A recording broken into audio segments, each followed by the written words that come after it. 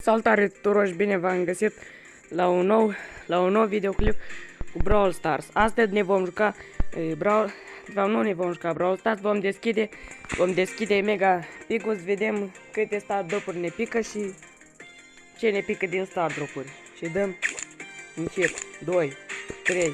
Deci cum s-ar putea și noi tăiem porcul. Adică cum s-ar putea și bagem un cuțit. Și așa l-am deschis. De astea 8 star drop-uri. Avem 8 star drop-uri. E normal că e rare. Epic. Spike. Al treilea rar. Tot rar. Super rar. Pare că rar. Pare că ne-a picat doar 8 star drop-uri. Doar 8 star drop-uri ne-a picat. Da? Și mai avem încă 2 star drop-uri. Epic. E epic.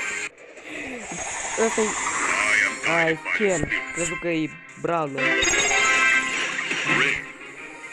Ăsta tot rar.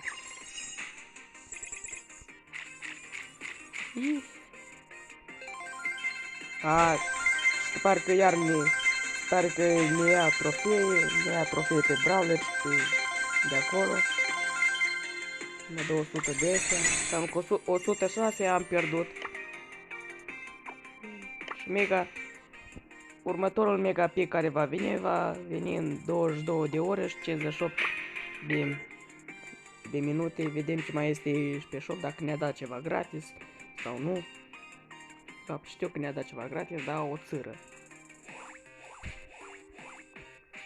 Ne-a dat de astea, le iau eu mai încolo.